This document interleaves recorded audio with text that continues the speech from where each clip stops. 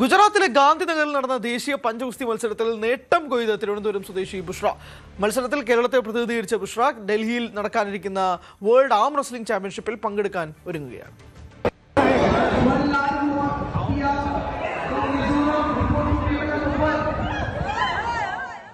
കഴിഞ്ഞ ദിവസം ഗുജറാത്തിലെ ഗാന്ധിനഗറിൽ സമാപിച്ച ദേശീയ പഞ്ചഗുസ്തി മത്സരത്തിൽ വനിതകളുടെ 70 കിലോഗ്രാം വിഭാഗത്തിലാണ് ബുഷ്ര രണ്ടാം സ്ഥാനം കരസ്ഥമാക്കിയത്.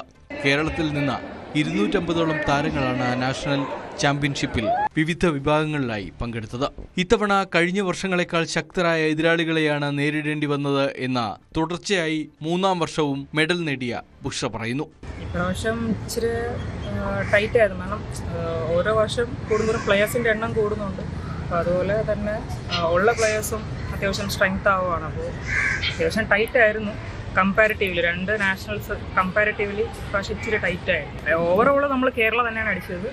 എന്നാലും ബാക്കിയുള്ള സ്റ്റേറ്റിൽ നിന്നൊക്കെ അത്യാവശ്യം ആൾക്കാരുണ്ടായിരുന്നു. കേരളത്തിൽ നിന്ന് മാത്രം അറൗണ്ട് 250 ആൾക്കാരുണ്ട്. അപ്പോൾ അതുപോലെ ടോട്ടൽ 2000 അടുപ്പിച്ച് പ്ലെയേഴ്സ് ഉണ്ടായിരുന്നു, പ്ലെയേഴ്സ് മാത്രം. വിവാഹ ജീവിതത്തിൽ പ്രശ്നങ്ങളുണ്ടായപ്പോഴാണ് ഒരാൺകുഞ്ഞിന്റെ അമ്മയായ ബുഷ്ര സ്വന്തം വഴി തെരഞ്ഞെടുക്കാൻ തീരുമാനിച്ചത്. ജീവിതം കൈവിട്ടുപോകാതെ കാക്കണമെന്ന ദൃഢനിശ്ചയത്തിൽ നിന്നാണ് കായിക പരിശീലകയായ ഈ 30-കാരി തന്റെ കൈക്കരുത്തിൽ പ്രതീക്ഷയർപ്പിച്ചത്.